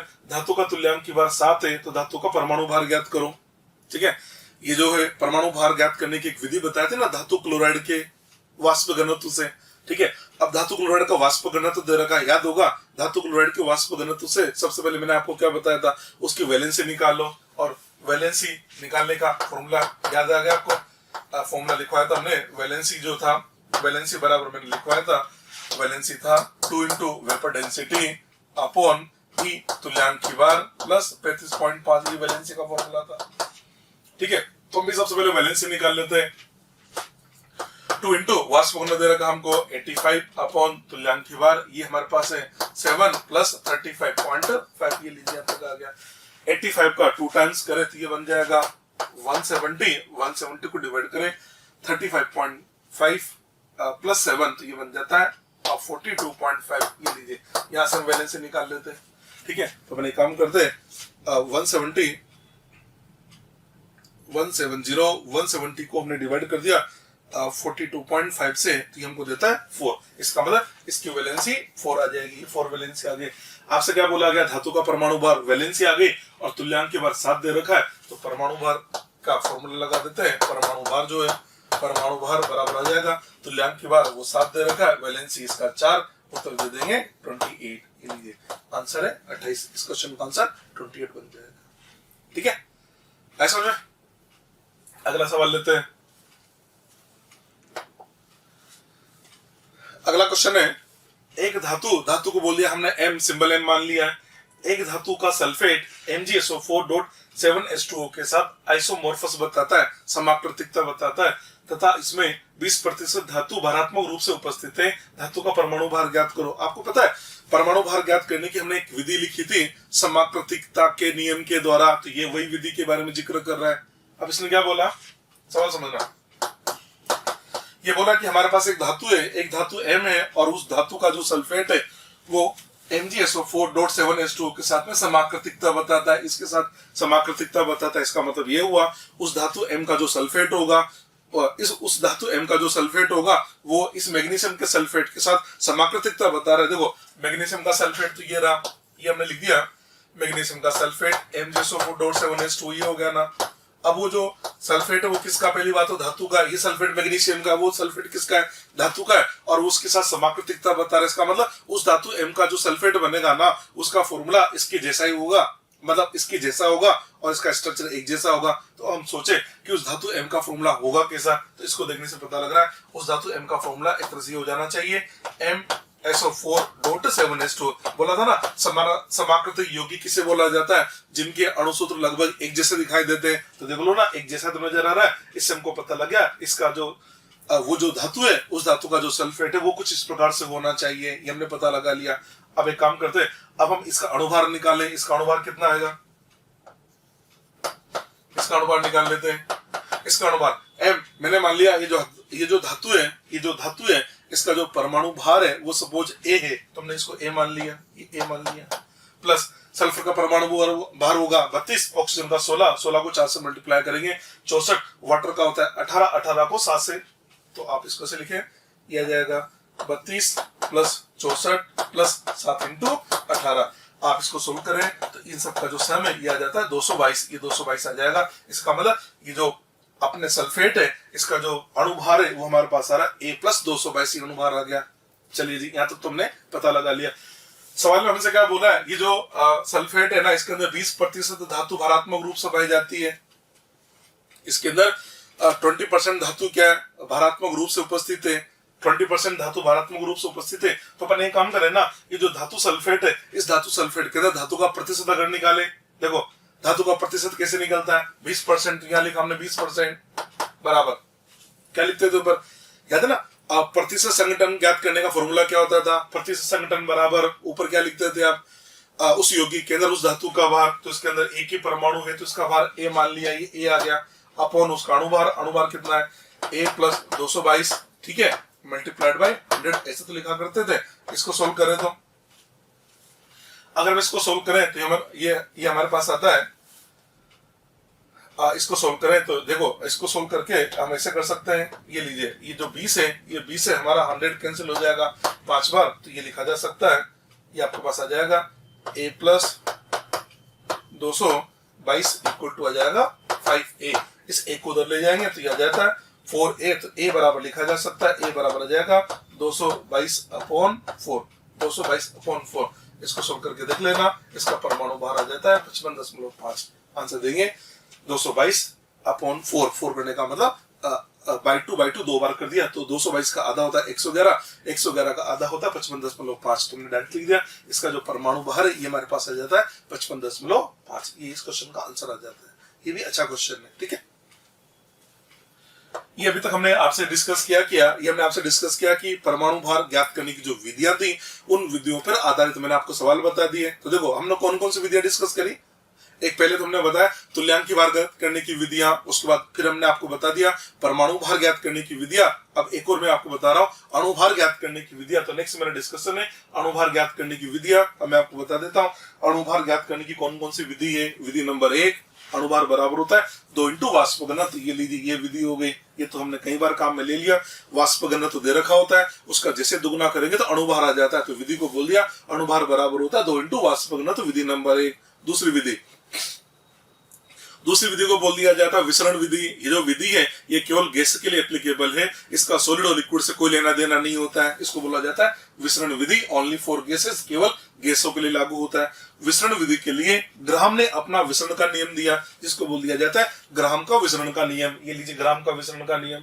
ग्राहम का विसरण का नियम क्या बोलता है कि आपके पास में एक से अधिक गैसें हैं, आपके पास एक से अधिक गैसें हैं, उन सभी गैसों का ताप और दाब का मान एक जैसा रख दो, सभी गैसों का ताप और दाब एक जैसा रख दो, तो गैस की जो विसरण की दर होती है वो उस गैस के वाष्प घनत्व के वर्गमूल के व्युत्क्रमानुपाती होती है। लिखा मैंने नियत ताप तथा दाब पर गैस के विसरण की दर गैस के वाष्प घनत्व के वर्गमूल के व्युत्क्रमानुपाती होती है। ठीक है, विसरण की दर को मैंने बोल दिया R और वाष्प घनत्व को मैंने बोल दिया रो। तो ऐसे बोल सकते ना, जो विसरण की दर है वो अंडर रूट रो के व्युत्क्रमानुपाती होती है। अच्छा, आप ये भी जानते हैं वाष्प घनत्व बराबर होता है अणुभार बराबर होता है 2 इंटू वाष्प घनत्व। यानी आप वाष्प घनत्व के व्युत्क्रमानुपाती कहो या अणुभार के व्युत्क्रमानुपाती को, बात एक ही है। तो हम ये भी लिख सकते हैं अणुभार के वर्गमूल की भी व्युत्क्रमानुपाती होती है। अगर हम अनुपात लिखना चाहें तो अनुपात क्या लिखेंगे, R1/R2 बराबर ρ2/ρ1 का रूट बराबर M2/M1 का रूट। तो ये फॉर्मूला याद कर लो, सवाल को सोल्व करने में हमारे ये फॉर्मूला काम आता है। R1/R2 बराबर ρ2/ρ1 बराबर √ρ2/ρ1 बराबर √M2/M1। यहाँ पर ρ1 ρ2 वाष्प घनत्व है और M1 M2 यहाँ पर अणुभार होते हैं। ठीक है, वैसे विसरण की दर की बात करें तो विसरण की दर का मतलब क्या हुआ, जैसे मान लो आपने सिलेंडर लिया, सिलेंडर में आपने एक होल कर दिया, सूक्ष्म छिद्र कर दिया, तो पता लगा उसमें से गैस का V आयतन निकल के बाहर आ गया और उस V आयतन को निकलने में समय लगा T। तो हम क्या बोलेंगे, कितना आयतन विसरित हुआ और उस आयतन को विसरित होने में कितना समय लगा। तो आयतन में समय का भाग लगाएंगे तो विसरण की दर आएगी नहीं आएगी। तो विसरण की दर को ज्ञात करने का ये भी तो तरीका है ना। विसरण की दर बराबर होती है गैस का विसरित आयतन अपॉन विसरित होने में लगा समय। मैंने फॉर्मूला लिख दिया है। विसरण की दर को हमने R से लिखा ना, तो R बराबर क्या लिखा मैंने, विसरित गैस का आयतन अपॉन विसरित होने में लगा समय। आयतन को लिखा V से, समय को लिखा मैंने T से, तो R बराबर होता है V/T। तो हम इस फॉर्मूले को ऐसे भी लिख सकते हैं R1/R2 बराबर, ये तो हमने लिख ही दिया था, ρ2/ρ1 का रूट बराबर M2/M1 का रूट। अब हम ये भी लिख सकते हैं V1/T1 इंटू T2/V2। इसको भी इसमें इंक्लूड कर दिया। तो ये सारे फॉर्मूले आप समझ लीजिए। ठीक है, तो आप सिंपल सा फॉर्मूला याद रखें, R1/R2 बराबर होता है V1/T1 इंटू T2/V2 बराबर √ρ2/ρ1 बराबर √M2/M1। यहाँ पर M1 M2 अणुभार है, ρ1 ρ2 वाष्प घनत्व है, V विसरित गैस का आयतन है और T उसमें लगा समय होता है। ठीक है जी, ये हमारी दूसरी विधि आ गई अणुभार ज्ञात करने की। आपके लिए एक और विधि हमारे पास है जिसको बोल दिया जाता है विक्टर मेयर विधि। विक्टर मेयर ने इस एक्सपेरिमेंट को परफॉर्म किया था। ये एक विधि है, एक मेथड है, और इसने क्या बोला, जो विक्टर मेयर विधि है ना, पहली बात तो आप समझिए, जो विक्टर मेयर विधि है केवल और केवल वाष्पशील पदार्थों के लिए एप्लीकेबल होती है। मतलब ऐसा पदार्थ जिसकी वाष्प बन सकती है ना, ये उसी के लिए लागू होती है। तो पहली बात तो हमने ये लिखी, केवल वाष्पशील पदार्थों के लिए लागू होती है। अगर कोई पदार्थ वाष्पशील नहीं है तो वहां पर हम विक्टर मेयर विधि की बात नहीं करते हैं। मैंने क्या किया, एक उपकरण होता है जिसका नाम होता है विक्टर मेयर उपकरण। उस उपकरण के अंदर मैंने एक वाष्पशील पदार्थ ले लिया। सपोज हमने W ग्राम वाष्पशील पदार्थ ले लिया। मैंने एक उपकरण के अंदर क्या किया, W ग्राम वाष्पशील पदार्थ लिया। अब क्या होगा, जैसे उस W ग्राम वाष्पशील पदार्थ की वाष्प बनेगी तो वाष्प तो बन के उड़ेगी। तो मैंने ये देखा STP पर वो जो W ग्राम पदार्थ है उसकी वाष्प ने V आयतन ग्रहण कर लिया, या आप ऐसे बोल सकते हैं उसने वहां से V आयतन वायु को हटा दिया, या तो आप ऐसे बोल दो उस W ग्राम वाष्प ने V मिलीलीटर आयतन को ग्रहण कर लिया है, या आप ऐसे बोल सकते हैं उस W ग्राम वाष्प ने V मिलीलीटर वायु को विस्थापित कर दिया है, और ये आयतन हम ले रहे हैं STP पर। तो हम इसको ऐसे बोल सकते हैं। हमने आपसे बोला W ग्राम हमने वाष्पशील पदार्थ लिया और उसको हमने वाष्पीकृत करवाया। तो जैसे हमने वाष्पीकृत करा हमने क्या देखा, वो W ग्राम पदार्थ से जो वाष्प बनी उस वाष्प ने V आयतन V मिलीलीटर आयतन H2P पर ग्रहण कर लिया। तो लिख दिया मैंने H2P पर V ml आयतन ग्रहण करता है, या आप ये भी बोल सकते हैं H2P पर V ml वायु को विस्थापित करता है, या तो आप बोल दीजिए इसने V मिलीलीटर और वायु को यहां से विस्थापित कर दिया, या आप ये भी बोल सकते हैं इसे V मिलीलीटर जो वायु मतलब V मिलीलीटर आयतन को ग्रहण कर लिया। तो हम इसको ऐसे बोल सकते हैं क्या, चूंकि ऐसे बोले चूंकि H2P पर V मिलीलीटर वाष्प का भार फिर W ग्राम में V को विस्थापित किया, ऐसे बोल दो उस V ml वाष्प का भार एक तरह से W ग्राम है। तो हमने बोल दिया कि H2P पर V मिलीलीटर वाष्प का भार है हमारे पास W ग्राम, तो फिर हमने बोल दिया H2P पर 22,400 मिलीलीटर वाष्प का भार क्या होगा। तो फॉर्मूला बन गया W/V × 22,400। और आपको पता है H2P पर 22,400 मिलीलीटर का मतलब 1 मोल होता है, और 1 मोल का मतलब उसका 1 मोल के भार का मतलब उसका मोलर मास होता है। इसका मतलब ये हमने जो निकाला ना 22,400 मिलीलीटर वाष्प का भार, इसका मतलब ये हमने एक तरह से अणुभार ज्ञात कर लिया। तो अणुभार ज्ञात करने का फॉर्मूला क्या बन गया, W/V × 22,400। ये मैंने नेक्स्ट पेज पे लिख दिया है। अणुभार बराबर लिखा हमने, अणुभार बराबर W/V, W उस पदार्थ की ग्राम में मात्रा लेनी है, V ml में आयतन लेना है इंटू 22,400। तो ये हमने विक्टर मेयर विधि से सवाल को सोल्व करने के लिए एक फॉर्मूला बना दिया। अब आपको फॉर्मूला डायरेक्ट याद कर लेना होता है। वैसे भी बताएं अणुभार का मतलब क्या होता है, H2P पर 22,400 मिलीलीटर का ml का जो भार होगा उसी को अणुभार बोला जाता है। तो ये तुमने फॉर्मूला बना दिया। ठीक है, सवाल समझ लेते हैं इसके ऊपर। देखो सवाल लिखा हमने, क्वेश्चन है विक्टर मेयर उपकरण में 116 मिलीग्राम पदार्थ के वाष्पीकरण पर 44.8 मिलीलीटर वायु विस्थापित करता है, अणुभार ज्ञात करो। अभी भी फॉर्मूला बता रखा है, ये आपके सामने लिखा हुआ है। अणुभार बराबर क्या लिखा आपने, W ग्राम पदार्थ है, यहाँ दे रखा 116 ग्राम पदार्थ ग्राम में लेना है, आपको दे रखा है मिलीग्राम में, मिलीग्राम को ग्राम में बदलना है। तो मिलीग्राम को ग्राम में बदलने के लिए हमने 10⁻³ से गुणा कर दिया अपॉन आयतन मिलीलीटर में, वो हमको दे रखा है 44.8 मल्टीप्लाइड बाई 22,400 लीटर। ठीक है, इसको मल्टीप्लाई करके देखते हैं तो हमारे पास है 116 116 multiplied by 22,400 divided by 44.8 divided by 1000, तो हमारे पास आता है 58। ये लीजिए इस क्वेश्चन का आंसर आ जाता है 58, इसका अनुमान आ जाएगा 58। ठीक है, ये क्वेश्चन का आंसर है 58। ठीक है, अगला क्वेश्चन,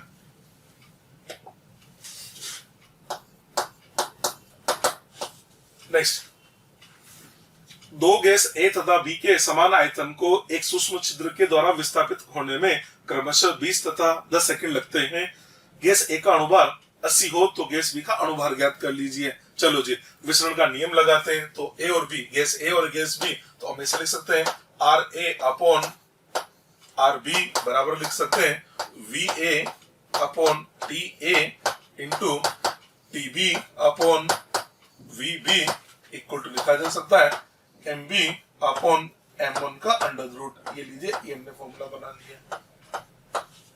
चलिए जी, देखो आपसे सवाल में क्या बोला, दो गैस का समान आयतन है, समान आयतन है इसका मतलब आयतन तो बराबर है, तो VA और VB तो कैंसिल हो जाएगा। चले जी, अब बचा क्या हमारे पास में, TB अपॉन TA। ठीक है, देखिए विस्तृत होने में पहले गैस A है फिर गैस B है, विस्तृत होने में क्रमशः 20 और 10 सेकंड लगते हैं। मतलब A गैस को समय लगा 20 और B गैस को लगा 10। तो हम TB की जगह क्या लिखेंगे 10 और TA की जगह लिखेंगे 20। ये लीजिए, ये बराबर MB, B गैस का अणुभार, आपसे B गैस का अणुभार तो पूछा जा रहा है तो इसको हमने MB लिख दिया, MB हमें कैलकुलेट करना है, अपॉन MA वो हमको दे रखा है 80। इसको सोल्व करके देखें, 0 से 0 हो गया, इसका स्क्वायर करें तो आ जाता है 1/4 इक्वल टू MB अपॉन 80। आपको तो गैस B का अणुभार चाहिए ना MB, तो MB इक्वल टू लिखा जाएगा 80 अपॉन 4, उत्तर दे देंगे 20। इस गैस का अणुभार आता है 20, 20 इसका अणुभार आ जाता है। ठीक है, एक सवाल और लिया इसके लिए।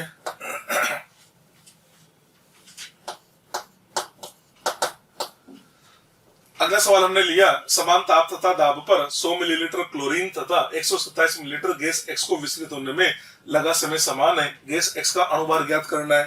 ठीक है, आपने क्या किया, एक तो गैस एक्स ले ली और एक आपने क्लोरीन गैस ले ली। तो पहले तो विसरण का नियम बनाते थे, तो हम ऐसे लिख देते हैं गैस एक्स, ये लीजिए R X upon chlorine, R chlorine.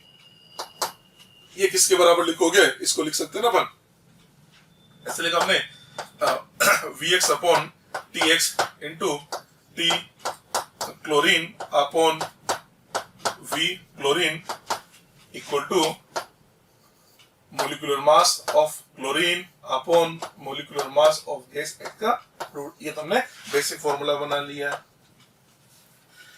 आपसे बोला गया समय समान लगा, अब समय समान है तो इसका मतलब ये समय तो समान हो गया, समय समान है। चलिए, समान ताप और दाब पर 100 मिलीलीटर क्लोरीन, क्लोरीन का आयतन कितना 100 मिलीलीटर, गैस एक्स का 127 है, तो Vx की जगह तो क्या लिखूंगा 127 और क्लोरीन की जगह लिखूंगा 100। ये लीजिए एम क्लोरीन, क्लोरीन का अणुभार 71 होता है, गैस एक्स का अणुभार हमको लेकर आना है, इसका रूट आ जाएगा। ठीक है, इसको सोल्व करने के इसका स्क्वायर करें, इसका स्क्वायर करें तो बन जाता है 127 into 127 upon 100 into 100 equal to 71 upon mx। हमको mx ही तो लाना है, हमको mx अगर कैलकुलेट करना है तो mx इक्वल टू क्या लिखेंगे हम 100 into 100 multiplied by 71 divided by 127 into 127। ये लीजिए यहाँ तक आ गया। ठीक है, अब हम इसको मल्टीप्लाई करके सोल्व करें तो ये हमको आंसर देता है 44। तो हम बोल सकते हैं गैस एक्स का अणुभार हमारे पास आ जाता है 44। ये लीजिए आंसर है 44। ठीक है, तो ये हमने आपको अणुभार ज्ञात करने की विधियां भी बता दी और उन पर जो सवाल बनते हैं ना वो सवाल भी सोल्व करा दिए। इसी टाइप के सवाल आपसे एग्जाम में पूछे जाते हैं। ये जो विसरण वाले जो सवाल करवाए ना मैंने, विसरण की दर, ग्राम के विसरण का नियम, विसरण का जो पार्ट है ये इंपॉर्टेंट है, इस पर से नीट के एग्जाम में कई बार सवाल आया हुआ है। ठीक है, आप अच्छे से प्रैक्टिस कर लेना इसकी। ओके बच्चों, मोल कॉन्सेप्ट का एक लास्ट टॉपिक और है, वो भी हम डिस्कस कर लेते हैं, रासायनिक संयोग के नियम। अब रासायनिक संयोग के क्या नियम है, इसके 4 नियम हम आपके साथ डिस्कस करेंगे। रासायनिक संयोग के 1 बाय 1 करके बताता हूँ। पहला नियम है द्रव्यमान संरक्षण का नियम। ये नियम तो बहुत ही आसान है। द्रव्यमान संरक्षण का नियम क्या कहता है कि जो रासायनिक अभिक्रिया होती है या जो भौतिक अभिक्रिया होती है, इनके अंदर कुल द्रव्यमान हमेशा संरक्षित रहता है। मतलब द्रव्यमान को ना तो नष्ट किया जा सकता है और ना ही इसको उत्पन्न किया जा सकता है। तो लिखा हमने किसी रासायनिक या भौतिक समीकरण में द्रव्यमान को ना तो नष्ट किया जा सकता है और ना ही नष्ट किया जा सकता है। मतलब ना तो उसको हम उत्पन्न कर सकते हैं और ना ही उसको नष्ट कर सकते हैं। जैसे मान लो कोई रासायनिक अभिक्रिया हुई, उस रासायनिक अभिक्रिया में क्या हुआ, क्रियाकारक ने पूर्ण क्रियाकारक उत्पाद बना दिया, तो हम क्या बोलेंगे क्रियाकारक का कुल द्रव्यमान और उत्पाद का कुल द्रव्यमान हमेशा बराबर होगा। तो लिखा भी हमने, यदि क्रियाकारक पूर्ण रूप से उत्पाद में परिवर्तित हो जाए तो हम बोल देंगे क्रियाकारक का कुल द्रव्यमान उत्पाद का कुल द्रव्यमान हमेशा बराबर होगा। जैसे कि एग्जांपल लिया, अभिक्रिया देखिए मैंने H2 + Cl2 से हमने 2HCl बना दिया। इसकी रासायनिक में 1:2 है, यानी 1 मोल हाइड्रोजन 1 मोल क्लोरीन से क्रिया करके 2 मोल HCl बना रहा है। 1 मोल हाइड्रोजन का मतलब 2 ग्राम हुआ, 1 मोल क्लोरीन का मतलब 71 ग्राम हुआ और HCl का अणुभार होता है 36.5, इसका 2 गुना का मतलब 73। तो आप देख सकते हैं क्रियाकारक का भार कितना हुआ 71 + 2 73, उत्पाद भी 73। तो क्रियाकारक का कुल द्रव्यमान 73 है, उत्पाद का कुल द्रव्यमान 73 है। इसका मतलब क्रियाकारक का कुल द्रव्यमान उत्पाद का कुल द्रव्यमान हमेशा बराबर होता है। इसको बोलते हैं द्रव्यमान संरक्षण का नियम। अच्छा, क्रियाकारक का कुल द्रव्यमान उत्पाद का कुल द्रव्यमान हमेशा बराबर होगा। ऐसा तभी होगा जब क्रियाकारक पूर्ण रूप से उत्पाद में परिवर्तित हो जाता है। पता लगा, सीमांत अभिकर्मक आ गया जिसके अंदर क्या होता है क्रियाकारक पूर्ण रूप से उत्पाद में नहीं बदलता, तो फिर हम वहां ऐसे नहीं बोलेंगे। तो इसका मतलब अगर सीमांत अभिकर्मक आ गया, ऐसे बोल सकते हैं क्रियाकारक पूर्ण रूप से उत्पाद नहीं बना है, उस केस में क्या बोलेंगे क्रियाकारक का कुल द्रव्यमान बराबर उत्पाद का कुल द्रव्यमान प्लस अक्रियाशील क्रियाकारक का द्रव्यमान। ठीक है, इस केस को भी लिख लिया हमने। यदि क्रियाकारक पूर्ण रूप से उत्पाद में परिवर्तित ना हो, क्रियाकारक पूर्ण रूप से उत्पाद में परिवर्तित ना हो, तो हम क्या बोलेंगे क्रियाकारक का कुल द्रव्यमान बराबर किसके होगा उत्पाद का कुल द्रव्यमान प्लस अक्रियाशील क्रियाकारक का द्रव्यमान। अक्रियाशील जो क्रियाकारक है वो जो बचा उसको उत्पाद के साथ जोड़ दो तो क्रियाकारक के कुल द्रव्यमान के बराबर हो जाएगा। ठीक है, ये हमारा द्रव्यमान संरक्षण का नियम है। हाँ, ये जो द्रव्यमान संरक्षण का नियम है ये नाभिकीय अभिक्रियाओं के लिए लागू नहीं होता, इस बात का ध्यान रखना। Not applicable for nuclear reaction, जो नाभिकीय अभिक्रियाएं होती है उनके लिए लागू नहीं होता है। ठीक है, ये पहला नियम बता दिया। दूसरा हमारा जो नियम है वो हमारे पास है निश्चित अनुपात का नियम। निश्चित अनुपात का नियम, इसको बोलते हैं लॉ ऑफ डेफिनेट प्रोपोर्शन, निश्चित अनुपात। तो निश्चित अनुपात का नियम क्या कहता है कि आपने यौगिक बनाया, अब यौगिक तत्वों से मिलकर बनेगा। तो ये बोलता है आपने एक यौगिक बनाया ना, तो यौगिक बनाने के आपके बहुत सारे विधियां हो सकती है, अलग अलग सोर्स हो सकते हैं, पर उस यौगिक के अंदर उन तत्वों का जो अनुपात है ना वो हमेशा नियत रहेगा। इसको बोलते हैं नियत रहेगा या निश्चित रहेगा, इसको बोलते हैं निश्चित अनुपात का नियम। इसको मैं एग्जांपल लेके समझाता हूँ, डेफिनेशन बाद में बताऊंगा, पहले एग्जांपल बताता हूँ। देखो उधर जैसे H2O लिया मैंने, अब H2O के अंदर बात करें तो हाइड्रोजन ऑक्सीजन, हाइड्रोजन के 2 परमाणु है, ऑक्सीजन का 1 परमाणु है, यानी होंगे 2:16 यानी 1:8। तो ये बोलता है कि जैसे H2O है ना, तो H2O के अंदर हाइड्रोजन ऑक्सीजन का अनुपात हमेशा निश्चित होगा, 1:8 ही होगा। अब ये जो वाटर है, या आप चाहो तो गंगा जल ले लीजिए, या आप चाहो तो किसी नल से पानी ले लीजिए, या आप चाहो तो समुद्री जल ले लीजिए, या आप चाहो तो हाइड्रोजन ऑक्सीजन से मिलकर बना लो। मतलब इसका सोर्स कुछ भी हो या इसको किसी भी विधि से बना जाए, पर H2O के अंदर जो हाइड्रोजन ऑक्सीजन है उनका एक निश्चित अनुपात होगा, उनका एक नियत अनुपात होगा, और वो है 1:8। इसको बोला जाता है नियत अनुपात का नियम, या इसको बोल दिया जाता है निश्चित अनुपात का नियम। अब इसकी परिभाषा क्या लिखिए, अब परिभाषा सुनो। इस नियम के अनुसार यौगिकों में उपस्थित परमाणुओं का भार अनुपात हमेशा समान रहता है। यह यौगिकों की बनाने की विधि या यौगिकों के प्राप्त करने के स्रोत पर निर्भर नहीं करता। मतलब एक यौगिक है, उसके अंदर जो तत्व है, उनका जो परमाणु में जो भार है, उनका अनुपात हमेशा निश्चित होता है। वो ना तो उसके बनाने की विधि और ना उसको किस स्रोत से प्राप्त किया गया है उस पर निर्भर नहीं करता है। इसको बोल दिया जाता है निश्चित अनुपात का नियम, या बोलते हैं इसको लॉ ऑफ डेफिनेट प्रोपोर्शन। ये हमने दूसरा नियम बता दिया। तीसरा नियम बताता हूं। तीसरा जो नियम है इसको बोलते हैं हम गुणित अनुपात का नियम। गुणित, इसको बोला जाता है लॉ ऑफ मल्टीपल प्रोपोर्शन। गुणित अनुपात का नियम क्या कहता है? इसने बोला कि दो तत्वों ने मिलके एक से अधिक यौगिक बनाए। दो तत्वों ने मिलके एक से अधिक यौगिक बनाए। तो ये बोलता है अगर एक तत्व का भार निश्चित कर दें तो दूसरे तत्व के भार के अंदर एक निश्चित अनुपात पाया जाता है। पहली परिभाषा सुन लो। जब दो तत्व मिलकर एक से अधिक यौगिक बनाते हैं तो एक तत्व का निश्चित या नियत द्रव्यमान दूसरे तत्व के सरल अनुपात में क्रिया करता है। अब इसको भी एग्जाम्पल लेके समझाता हूं, ऐसा समझ में नहीं आएगा, एग्जाम्पल समझाता हूं।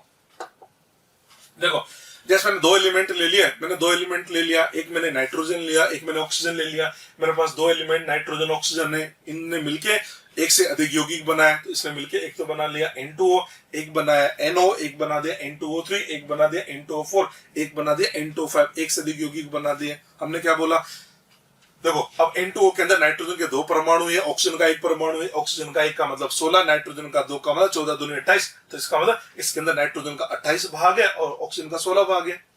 NO के अंदर नाइट्रोजन का एक परमाणु है, ऑक्सीजन का भी एक परमाणु है, मतलब इसके अंदर नाइट्रोजन का 14 भाग और ऑक्सीजन का 16 भाग क्रिया कर रहा है। N2O3 में नाइट्रोजन के दो परमाणु 28 भाग, ऑक्सीजन के 3 परमाणु का मतलब 48 भाग आपस में क्रिया कर रहे हैं। N2O4 के अंदर नाइट्रोजन का 28 हो गया, ऑक्सीजन का हो गया 4 है ना, तो 64 बन जाएगा। N2O5 के अंदर 28 + 80 हो जाएगा। चलिए, अब मैंने आपसे क्या बोला? एक तत्व का निश्चित भार लेना है, वो किसी का भी ले लो, आप चाहो तो नाइट्रोजन का ले लो या ऑक्सीजन का ले लो। निश्चित का मतलब सबके अंदर एक जैसा होना चाहिए। तो देखो, नाइट्रोजन या 28 एक जैसा है, बस इसके अंदर 14 है, तो मैंने इसको भी 28 बना दिया। 28 बनाने का 2 से गुणा किया तो फिर 16 भी 2 से गुणा होगा। तो मैं ये जो 14 + 16 है ना, इसके लिख देता हूँ 28 32। देखो 28 32 लिख दिया। अब सब जगह देखो एक जैसा बन गया। तो क्या देखने को मिल रहा है? सब जगह नाइट्रोजन 28 है ना। तो मैंने क्या बोला? एक तत्व का परमाणु भार फिक्स करना है, तो मैंने किसका फिक्स कर दिया? नाइट्रोजन का फिक्स कर दिया और वो भी 28 कर दिया। तो एक का फिक्स हो गया। अब दूसरा तत्व कौन है? ऑक्सीजन। तो यहाँ ऑक्सीजन कितना है? 16, यहाँ 32, यहाँ 48 और यहाँ 64 और 80। तो ये लिखा मैंने 16, 32, 48, 64, 80 अनुपात बनेगा 1:2, 3, 4, 5। क्या देना? अनुपात। तुमने ये तो बोला ना कि दो तत्व मिलके एक से अधिक यौगिक बनाते हैं, तो एक तत्व का निश्चित भार दूसरे तत्व के एक निश्चित अनुपात में क्रिया करता है। तो दूसरा तत्व कौन है? ऑक्सीजन। तो उसके अंदर देखो एक निश्चित अनुपात पाया जाता है। समझ में आया? इसका एक और एग्जांपल बताता हूं मैं आपको। एक और एग्जांपल लेके इसको समझते हैं। सेकंड एग्जांपल लिया मैंने इसके लिए। एक एलिमेंट हमने ले लिया सल्फर और दूसरा एलिमेंट हमने ले लिया ऑक्सीजन। सल्फर ऑक्सीजन, इससे मिलके क्या बना है, एक तो बना SO2, एक बना दे SO3, SO2 and SO3। SO2 में एक सल्फर है, दो ऑक्सीजन है, दो ऑक्सीजन का मतलब 32, एक सल्फर का मतलब 32, 32, 32। SO3 के अंदर एक सल्फर 32 और 3 ऑक्सीजन का मतलब 48, तो 32 48 क्रिया कर रहा है। तो मैंने आपसे क्या बोला, एक तत्व का भार फिक्स करना है, आप किसी का भी कर लो, कोई जरूरी नहीं है ऑक्सीजन का करे, कोई ये भी जरूरी नहीं है आप सल्फर का करो, ठीक है। अब देखो यहाँ पर सल्फर 32 है, इधर भी 32 है, तो मैंने सल्फर को तो फिक्स कर दिया। तो अनुपात देखूंगा मैं ऑक्सीजन के अंदर, यहाँ ऑक्सीजन 32 है और यहाँ 48 है, 32 48 को लिख सकते हैं 2:3, एक सरल अनुपात आ गया ना 2:3, तो सरल अनुपात पाया जाता है। एक और एग्जाम्पल ले लिया, एक एलिमेंट हमने ले लिया कार्बन, एक एलिमेंट हमने ले लिया ऑक्सीजन, इससे मिलकर एक तो बना लिया CO, एक बना दिया CO2। CO के अंदर कार्बन 12 ऑक्सीजन 16, CO2 में कार्बन 12 ऑक्सीजन 32, एक को फिक्स करना है, किसी को भी कर लो, मैंने कार्बन को फिक्स कर दिया, तो कार्बन 12 12 फिक्स हो गया, तो यहाँ ऑक्सीजन कितना 16, वहां 32, 16 32 को क्या 1:2, तो ये तो बोले दूसरे तत्व के अंदर एक सरल अनुपात पाया जाता है। ये हमारे पास है लॉ ऑफ मल्टीपल प्रोपोर्शन, गुणित अनुपात का नियम, ठीक है जी। एक नियम और है वो भी बता देता हूं। अगला जो नियम है वो हमने लिया गैसीय आयतन का नियम, इसको दिया था गेलुसाक ने, गेलुसाक का नियम, ये गैसीय आयतन का नियम। ये नियम वैसे मैं आपको बता चुका हूं। ये नियम क्या बोलता है कि जो एक गैसीय अभिक्रिया होती है, गैसीय अभिक्रिया, इसके लिए क्या जरूरी है, क्रियाकारक उत्पाद सबकी भौतिक अवस्था गैस होनी चाहिए। तो ये बोलता है अगर गैसीय अभिक्रिया हो तो उसके अंदर क्रियाकारक क्रिया करके उत्पाद बनाएंगे, तो क्रियाकारक उत्पाद भी जो क्रिया करेंगे ना उनके बीच में भी एक आयतन के रूप में एक सरल अनुपात पाया जाता है। इसको आप समझ लीजिए, N2 + 3 से 2N3 बना दिया, इसके रसमीकरण में थी क्या 1:3:2। तो ये क्या बोलता है, नाइट्रोजन का एक आयतन हाइड्रोजन के 3 आयतन से क्रिया करके अमोनिया का 2 आयतन बनाता है, मतलब आयतन में भी एक सरल अनुपात पाया जाता है। वो अनुपात हो गया 1:3:2। ये तो बोल रहा है गैसीय अभिक्रिया में क्रियाकारक क्रिया करके उत्पाद बनाते हैं, तो क्रियाकारक तथा उत्पाद में आयतन के रूप में एक सरल अनुपात पाया जाता है। मतलब गैसीय अभिक्रिया है, इसके अंदर क्रियाकारक क्रिया करके उत्पाद बना रहे, तो क्रियाकारक उत्पाद के रूप में भी आयतन के रूप में एक सरल अनुपात पाया जाता है। ये हमारा है गैसीय अनुपात का नियम, ठीक है जी। ओके।